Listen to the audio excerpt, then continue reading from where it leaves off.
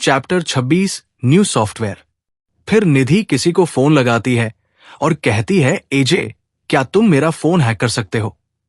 जिस पर दूसरी ओर से आवाज आती है, निधि, वैसे तुम्हें अपने फोन को हैक क्यों करवाना है? तुम्हें इससे कोई मतलब नहीं होना चाहिए। तुम्हें जितना बोला जाए उतना बस उतना करो। इतना कहकर निधि फोन काट देती है। फिर आकाश कहता है, वैसे निधि, ये एजे कौन है? जिस पर निधि कहती है, बॉस, एजे मेरी कॉलेज की फ्रेंड है और एजे इंडिया की नंबर 1 हैकर है। मैंने उसे हमारी एबी नेटवर्क कंपनी में काम करने का ऑफर दिया था, लेकिन उसने ये कहकर मना कर दिया कि अगर हमारी कंपनी का कोई भी व्यक्ति उसे हैकिंग में हरा देता है तो वो हमारी कंपनी में काम करने के लिए तैयार हो जाएगी। अब आगे। निधि ने इतना बोला ही था, तभी उसका फोन बजने लगता है। फिर निधि फोन उठा लेती है। तभी दूसरी ओर से आवाज आती है, निधि, तुमने अपने फोन के साथ क्या किया है? जब मैंने तुम्हारा फोन हैक करने की कोशिश की तो तुम्हारा फोन तो हैक नहीं हुआ, लेकिन मेरा लैपटॉप का स्क्रीन ही ब्लैंक हो गया है। इस बात को सुनकर निधि का मुंह खुला का खुला रह जाता है और वो ऐसे ही आकाश की तरफ देखती रह जाती है, जिसे देखकर आकाश बस मुस्कुरा देता है। तभी दूसरी ओर से आवाज आती है, हेलो निधि। हेलो, तुम मेरी बात सुन तो रही हो? तभी निधि का ध्यान फोन की ओर जाता है और निधि बोलती है, एजे हो, मैं तुम्हारी बात सुन रही हूं। एजे, तुमने ये नहीं बताया कि तुम्हारे फोन के साथ क्या गड़बड़ है। निधि, एजे बॉस ने एक सॉफ्टवेयर बनाया है जिसके टेस्टिंग के लिए उन्होंने मेरे फोन में वो सॉफ्टवेयर डाला था और किसी अच्छे हैकर से मेरा फोन हैक करने के लिए बोले थे, इसलिए मैंने तुम्हें मेरा फोन हैक करने के लिए कहा था। जिसे सुनकर एजे कहती है, वैसे निधि, मेरा लैपटॉप अब ठीक कैसे होगा? जिस पर आकाश कहता है, निधि, उसे हमारी गेमिंग कंपनी आने के लिए कहो, वहीं पर मैं उसका लैपटॉप ठीक करूंगा। निधि आकाश की बातों को सुनकर हैरान हो जाती है, क्योंकि उसका फोन अभी स्पीकर में नहीं था और आकाश उससे दूर में बैठा था। फिर निधि एजे से कहती है, एजे, तुम एबी ग्रुप ऑफ कंपनी चले जाओ, मैं तुम्हें वहीं मिलूंगी। इतना कहकर निधि फोन काट देती है और फिर आकाश की तरफ देखते हुए कहती है, बॉस, आपने इतनी दूर होने पर भी मेरी और एजे की बात कैसे सुनी? जिस पर आकाश कहता है, निधि, मैंने तुम्हें बताया था न कि मैं एक साधक हूं। मेरे सुनने, देखने और मूवमेंट आम इंसान से कई गुना ज्यादा है। जब तुम भी एक साधक बन जाओगी तो तुम्हारे साथ भी यही होगा। तुम एक साधारण इंसान से ज्यादा ताकतवर हो जाओगी। जिसे सुनकर निधि का मन जल्द से जल्द साधना शुरू करने का हो रहा था। फिर आकाश अपने सिस्टम स्पेस से लैपटॉप निकालता है और उस पेन ड्राइव से सॉफ्टवेयर को एबी नेटवर्क के मेन डेटाबेस में और ऐप में डाल देता है। फिर आकाश और निधि एबी ग्रुप ऑफ कंपनी के लिए निकल जाते हैं। जब आकाश और निधि कंपनी के पास पहुंचते हैं तो वो देखते हैं कि एक सुख सूरज लड़की कार में टेके किसी का इंतजार कर रही है। जब निधि उस लड़की को देखती है तो तुरंत दौड़ कर जाती है और उसके गले लग जाती है और फिर वो दोनों आकाश के पास आते हैं। तो एजे कहती है, निधि, ये लड़का कौन है? जिस पर निधि कहती है, एजे, यही तो हमारे बॉस है जिन्होंने वो सॉफ्टवेयर बनाया था। जिसे सुनकर एजे हैरान हो जाती है, क्योंकि उसे तो लगा था कि आकाश निधि का बॉयफ्रेंड होगा, क्योंकि निधि कभी भी किसी लड़के से इतना नहीं चिपकी थी। उसने तो कॉलेज में सभी लड़कों से दूर रहती थी और अगर कोई लड़का उसके पास आता तो वो उसे बहुत पिटती थी। निधि के हरकतों को देखकर एजे समझ गई थी कि निधि कहीं न कहीं आकाश को पसंद करने लगी है। तभी तो वो आकाश के इतने पास होने पर भी अनकंफर्टेबल महसूस नहीं कर रही है। फिर एजे आकाश के तरफ हाथ बढ़ाते हुए कहती है, हेलो, मेरे नाम एंजेलिना है। आकाश भी एंजेलिना से हाथ मिलाता हुआ कहता है, हेलो एंजेलिना, मेरा नाम आकाश सिंह है। फिर तीनों आकाश के ऑफिस में चले जाते हैं। तभी आकाश कहता है, मैं इस सॉफ्टवेयर को गेम के सिस्टम में डाल के आता हूं। इतना कहकर आकाश वहां से चला जाता है। आकाश के जाने के बाद एजे निधि से पूछती है, निधि, वैसे तुम्हारे बॉस ने ये कंपनी अपनी मेहनत से खड़ी की है, वो भी इतनी कम उम्र में। वैसे ये बात छोड़ो, तुमने तो कहा था कि किंजल इस कंपनी की मैनेजर है, तो चलो हम किंजल से मिलकर आते हैं। जिसे सुनकर निधि कहती है, एजे, तुम इस कंपनी में किंजल से नहीं मिल सकती हो। जिस पर एजे कहती है, किंजल तो इस कंपनी की मैनेजर है, तो वो हमें इस कंपनी में क्यों नहीं मिल सकती है? जिस पर निधि कहती है वो इसलिए क्योंकि किंजल बॉस की मेन कंपनी को संभालती है और ये कंपनी सिर्फ मेन कंपनी को छुपाने के लिए बनी है। किंजल तीनों कंपनियों को संभालती है, लेकिन बाकी की 2 कंपनी को बस इतना पता है कि बॉस ही इन 2 कंपनी को संभालते हैं। फिर एजे पूछती है तो मेन कंपनी कौन सी है, जिस पर निधि कहती है वो तो मैं तुम्हें नहीं बता सकती, ये तो तुम्हें सिर्फ बॉस ही बता सकते हैं, क्योंकि हमें मेन कंपनी के बारे में किसी को भी बताना मना है। चैप्टर 27 आकाश के दोनों कंपनी की नई सीईओ। तभी आकाश अपने ऑफिस का दरवाजा खोलता है और अंदर आकर बैठ जाता है। आकाश के आते ही दोनों चुप हो जाते हैं और फिर एजे अपना लैपटॉप आकाश की तरफ बढ़ाते हुए कहती है, मिस्टर आकाश, आप मेरे लैपटॉप को ठीक कर दीजिए। फिर आकाश एजे के लैपटॉप को ओपन करता है और अपने फोन में कुछ टाइप करता है, जिसके तुरंत बाद एजे के लैपटॉप की स्क्रीन जो पहले सफेद थी वो अब पहले जैसे हो जाती है, जिसे देखकर एजे कहती है, मिस्टर आकाश, अगर आप मेरे लैपटॉप को अपने फोन से ही ठीक कर सकते थे तो फिर आपने मुझे अपने कंपनी पर क्यों बुलाया? जिस पर आकाश कहता है, एजे, तुमने निधि से कहा था कि अगर तुम्हें मेरे कंपनी से कोई तुम्हें हरा देता है तो तुम मेरे कंपनी में काम करने के लिए तैयार हो जाओगी। जिसे सुनकर एजे कहती है, ठीक है, मैं तुम्हारी कंपनी में कौन सी पोस्ट पर काम करना है? जिस पर आकाश कहता है, मैंने सोचा है कि तुम और निधि एक एक कंपनी को संभालोगी। हमारी 2 कंपनी को पता ही नहीं है कि उनका सीईओ कौन है। आकाश ने ऐसा इसलिए कहा क्योंकि निधि ने कंपनी के अंदर आने से पहले ही अपने चेहरे पर मास्क लगा लिया था और हर बार जब वो कंपनी में आती थी तो ऐसा ही करती थी। फिर आकाश आगे कहता है, एजे, मैंने एक नई कंपनी खोलने के बारे में सोचा है जिसे किंजल ही संभालेगी, जिससे उसका काम बहुत बढ़ जाएगा। इसलिए तुम एबी ग्रुप ऑफ कंपनी की इंचार्ज होगी और निधि एबी नेटवर्क की इंचार्ज होगी। मैंने तुम दोनों को इंचार्ज बनाया है, लेकिन तुम दोनों को किंजल के साथ मिलकर चारों कंपनी को संभालना होगा। आकाश के मुंह से दोनों कंपनी का नाम सुनकर एजे चौंक जाती है, क्योंकि उसे पता था कि ये दोनों कंपनी अभी बहुत अच्छा कर रही है और इन दोनों कंपनी का मालिक आकाश ही है। एजे ये सोच रही थी कि अगर मेन कंपनी को छुपाने के लिए बनाई गई दोनों कंपनियां इतना अच्छा प्रदर्शन कर रही है तो मेन कंपनी कैसा होगा। इतना सोचकर एजे आकाश से कहती है, तो बॉस, आपकी तीसरी कंपनी कौन सी है और आप कौन सी नई कंपनी खोलने जा रहे हैं? जिसे सुनकर आकाश मुस्कुराता है और एजे की तरफ देखते हुए कहता है, एजे, मेरी तीसरी company Yashodhara group of company है और मैं एक वाइन की नई कंपनी खोलने जा रहा हूं। जिसे सुनकर एजे सिर्फ आकाश को देखती ही रह जाती है, क्योंकि आकाश की हर कंपनी एक से बढ़कर एक थी। और फिर आकाश एजे को गिलास में वाइन डालकर एजे को देता है और फिर जब एजे उस वाइन को पीती है तो उसके स्वाद में खो सी जाती है, क्योंकि वाइन थी इतनी अच्छी। जब एजे के गिलास से वाइन पूरी तरह खत्म हो जाती है तो एजे थोड़ा मायूस हो जाती है, लेकिन फिर एक्साइटेड होते हुए कहती है, बॉस, आपकी ये वाइन तो कमाल की है, मैंने कभी भी इतनी अच्छी वाइन नहीं पी है। जिस पर आकाश मुस्कुरा देता है और अपने सिस्टम स्पेस से एक कागज निकालते हुए कहता है, एजे, ये एक साधना तकनीक है जिसे तुम्हें सीखना होगा।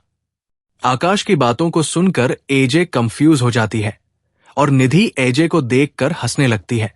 जब आकाश एजे के ऐसे कंफ्यूजन भरे चेहरे को देखता है तो आकाश अपनी चेयर से उठता है और बिजली की रफ्तार से ऑफिस के दरवाजे के पास पहुंच जाता है। जब एजे आकाश को यूं एक ही पल में ऑफिस के डोर के पास जाते देखती है तो डर जाती है। फिर आकाश आकर अपने चेयर पर आकर बैठ जाता है। तभी एजे डरती हुई कहती है, बॉस, आपने ये कैसे किया? जिस पर आकाश मुस्कुराते हुए कहता है, एजे, मैं एक साधक हूं और तुम्हारे हाथों में जो कागज है उसमें साधना तकनीक लिखा है, जिससे तुम भी एक साधक बन जाओगी और मैंने जो किया है तुम उससे भी ज्यादा कर सकोगी। इस बात को सुनकर एजे खुश हो जाती है। तभी आकाश कहता है, तो ठीक है, हमें अब यहां से चलना चाहिए। और फिर तीनों यशोधरा ग्रुप ऑफ कंपनी के लिए निकल जाते हैं। निधि और आकाश किंजल की कार में जाते हैं और एजे अपनी खुद की कार में जाती है। फिर तीनों सीधे किंजल के ऑफिस के अंदर चले जाते हैं। जब एजे किंजल को देखती है तो खुशी से दौड़कर किंजल के गले लग जाती है और कहती है, यार किंजल, तुमसे मिले बहुत दिन हो गए हैं। जिसे सुनकर किंजल कहती है, एजे, अब तो हर दिन हमारा मिलना होगा क्योंकि तुमने हमारी कंपनी ज्वाइन कर ली है। जिसे सुनकर एजे चौंकते हुए कहती है, किंजल, तुम्हें कैसे पता चला कि मैंने बॉस की कंपनी ज्वाइन कर ली है? चैप्टर 28 संजीवनी वाइन। मुझे पता था क्योंकि बॉस वो काम कर सकते हैं जो कोई भी नहीं कर सकता। मैंने भी किसी कंपनी में काम न करने के बारे में सोचा था, लेकिन देखो, अब मैं यशोधरा ग्रुप ऑफ कंपनी की सीईओ हूं और निधि मेरी और बॉस की पर्सनल असिस्टेंट है। किंजल के इतना कहते ही एजे उसे टोकते हुए कहती है, किंजल, तुम गलत कह रही हो। निधि अब तुम्हारी असिस्टेंट नहीं रही, अब वो एबी नेटवर्क की नई सीईओ है और अब मैं भी एबी ग्रुप ऑफ कंपनी की नई सीईओ हूं। जिसे सुनकर किंजल खुशी से कहती है, तुम दोनों को सीईओ बनने के लिए कांग्रेचुलेशन, और मुझे इस बात की पार्टी चाहिए। जिसके लिए दोनों मान जाती है और फिर किंजल फिर से कहती है, वैसे ये अच्छा भी है, मैं एबी नेटवर्क और एबी ग्रुप ऑफ कंपनी को मैं सिर्फ टेम्परेली संभाल रही थी।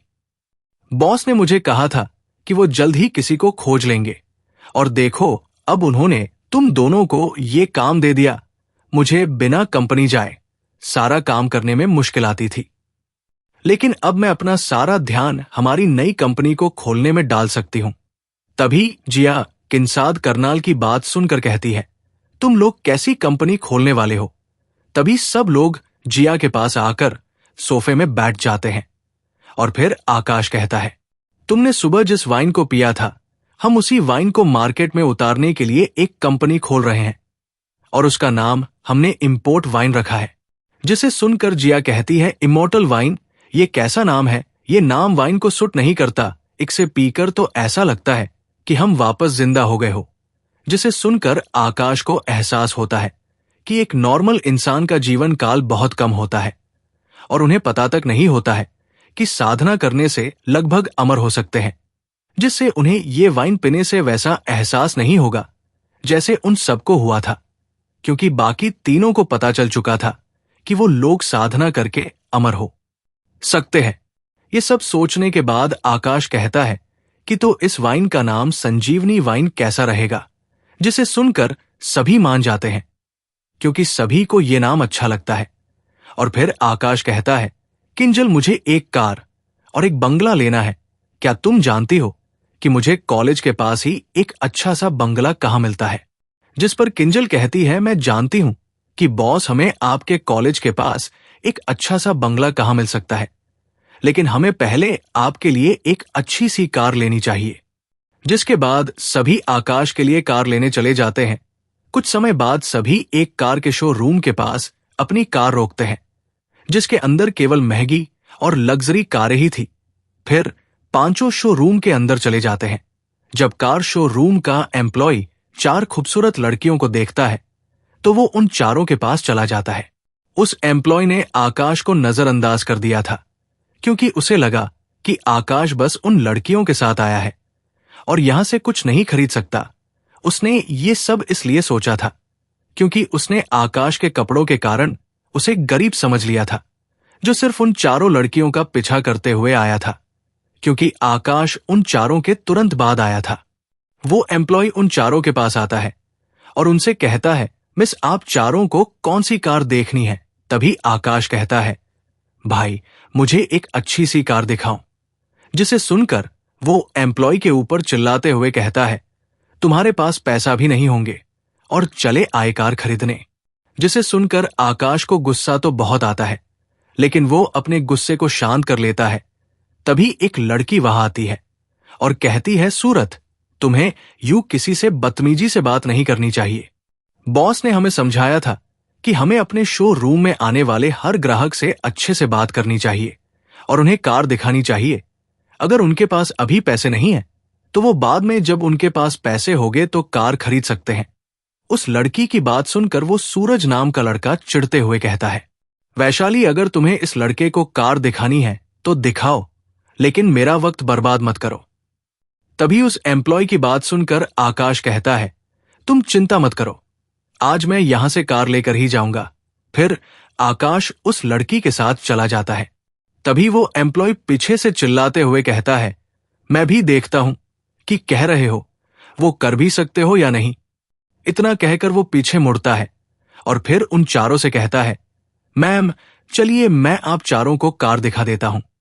जिस पर किंजल कहती है, अभी रुको, पहले उस लड़के को कार खरीदने दो, फिर हम कार देख लेंगे। किंजल की बात को सुनकर उस एम्प्लॉय को लगता है कि किंजल और बाकी की लड़कियां आकाश की बेइज्जती होते हुए देखना चाहती है, लेकिन किंजल ने ऐसा इसलिए कहा था क्योंकि किंजल देखना चाहती थी कि जब आकाश कार खरीद लेगा तो वो इस एम्प्लॉय के साथ क्या करेगा।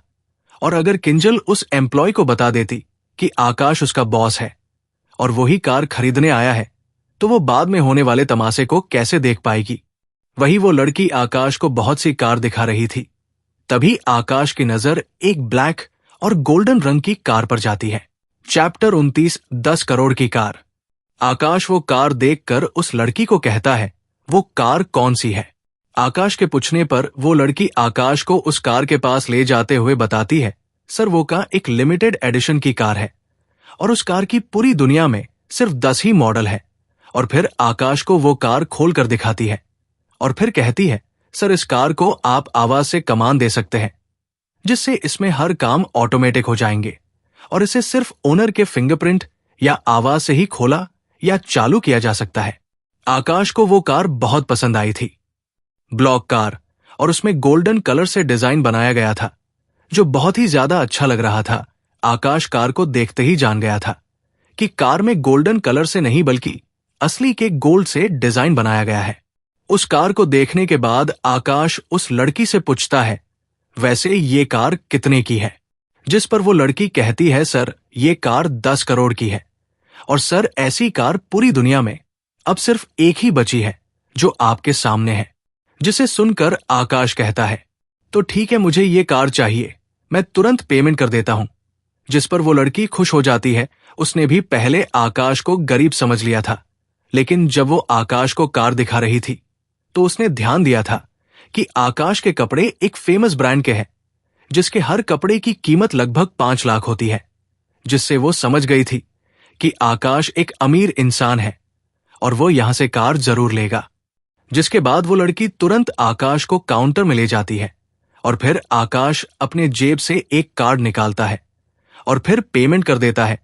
जब वो एम्प्लॉय जिसने आकाश को गरीब समझकर उसे कार नहीं दिखाया था, उसने जब वो कार्ड देखा तो उसे समझ में आ गया था कि उससे बहुत बड़ी गलती हो गई है, क्योंकि आकाश ने जो कार्ड निकाला था ब्लैक डायमंड कार्ड था जो बैंक सिर्फ वीआईपी कस्टमर को देता है जिनके अकाउंट में 10 करोड़ से ऊपर पैसे हो।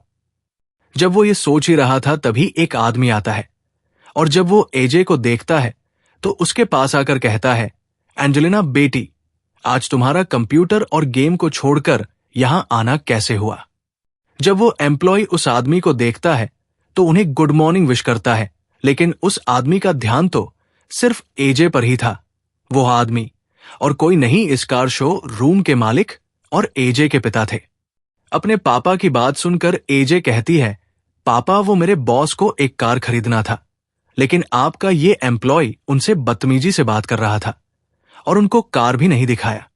जिसे सुनकर वो आदमी उस एम्प्लॉय की तरह गुस्से से देखता है और कहता है, सूरत मैंने तुम्हें समझाया था न कि शो रूम में आए हर ग्राहक से अच्छे से बर्ताव करना, चाहे वो अमीर हो या गरीब। उस आदमी को गुस्से में देखकर वो एम्प्लॉय डरते हुए कहता है, बॉस मुझसे गलती हो गई, अगली बार से ऐसा नहीं होगा। उस एम्प्लॉय की बात सुनकर वो आदमी कहता है, मुझे लगता है तुमने कई बार ऐसे ही कई ग्राहकों के साथ ऐसा ही किया होगा, इसलिए मैं तुम्हें यहां काम करने नहीं दे सकता। इतना कहकर वो आदमी उस एम्प्लॉय को सिक्योरिटी गार्ड को कहकर बाहर फेंकवा देते हैं और फिर एजे के तरफ देखते हुए कहता है, एंजेलिना बेटी, वैसे तुम्हारा बॉस कहाँ है। अपने पापा की बात सुनकर एजे आकाश की ओर इशारा करती है जो अभी पेमेंट कर रहा था। एजे का इशारा एक लड़के की तरफ देखकर वो आदमी पहले तो चौंक जाता है और फिर आकाश की तरफ जाने लगता है। जब वो आकाश के पास पहुंचता है तो वो देखता है कि आकाश ने 10 करोड़ की पेमेंट की है, जिसे देखकर वो आदमी आकाश की तरफ हाथ बढ़ाते हुए कहता है, हेलो सर, मैं हर्ष सिंघानिया इस कार शोरूम का मालिक हूं। जिस पर आकाश भी उनसे हाथ मिलाते हुए कहता है, हेलो, मैं आकाश से हूं। फिर तभी एजे आते हुए कहती है, बॉस, ये मेरे पापा है। जिसे सुनकर आकाश हर्ष जी से कहता है, अंकल, आप मुझे अगली बार से सर मत कहना, क्योंकि आपकी बेटी मेरे फ्रेंड जैसी है। जिसे सुनकर एजे खुश हो जाती है। तभी हर्ष जी कहते हैं, ठीक है आकाश, मैं अब से तुम्हें सर नहीं कहूंगा। Chapter 30 blue sky villa. तभी हर्ष जी उस लड़की से कहते हैं, वैशाली, तुम आकाश के कार के सारे कागजी काम पूरा करो। मैं तब तक आकाश और बाकी सबसे बातें करता हूं। फिर वैशाली हर्ष जी को जी सर कह के चली जाती है। और फिर इसके बाद सभी सोफे में बैठ जाते हैं और हर्ष जी एजे की तरफ देखकर बोलते हैं, एंजेलिना बेटी, तुमने तो कहा था कि तुम तभी काम करोगी जब तुम्हें अपने टक्कर का कोई मिलेगा, और लगता है कि तुम अब हार चुकी हो। और वैसे तुम कैसे हारी? जिस पर एजे कहती है, पापा, मुझे निधि ने अपना फोन हैक करने को कहा था, लेकिन मैं उसका फोन हैक नहीं कर पाई और मेरा लैपटॉप ही खराब हो गया, क्योंकि बॉस ने निधि के फोन में एक सॉफ्टवेयर डाला था और उसी के टेस्टिंग के लिए मुझे निधि का फोन हैक करने के लिए बोले थे। एजे की बात सुनकर हर्ष जी हैरान हो जाते हैं, क्योंकि उन्हें पता था कि एजे अभी तक नहीं आ रही थी और वो बड़े कंपनी के सर्वर को आसानी से हैक कर सकती है। फिर हर्ष जी आकाश की तरफ देखते हुए कहते हैं, आकाश, तुमने एजे को आज समझा दिया कि हम हमेशा बेस्ट नहीं होते, कोई ना कोई हमसे बेहतर होता है। और वैसे भी ये लड़की दिन भर गेम और लैपटॉप में डूबी रहती है। जिस पर आकाश मुस्कुरा देता है। फिर हर्ष जी एजे की तरफ देखकर बोलते हैं, वैसे एंजेलिना, तुमने कौन सी कंपनी ज्वाइन की है और तुम किस पोस्ट पर हो? अपने पापा का सवाल सुनकर एजे कहती है, पापा, मैंने AB group of company join की है और मैं वहां सीईओ हूं। जिसे सुन तुरंत ही हर्ष जी कहते हैं, ठीक है, वैसे भी तुम इसी में ही अच्छी हो, बाकी का काम तो तुमसे होता ही नहीं है। हर्ष जी की बात सुनकर सभी हंसने लगते हैं और एजे अपने पापा से गाल फुलाकर बच्चों की तरह कहती है, पापा, आप मेरे दोस्तों के सामने मेरी बेइज्जती नहीं कर सकते हैं। एजे को ऐसे बच्चों की तरह बर्ताव करते देखकर सब हंसने लगते हैं। तभी वैशाली वहां आती है और आकाश को कहती है, सर, सारा काम पूरा हो गया है, अब आप अपनी कार ले जा सकते हैं। जिसे सुनकर आकाश कहता है, हर्ष अंकल, अब हम चलते हैं, मुझे अभी एक बंगला भी लेना है।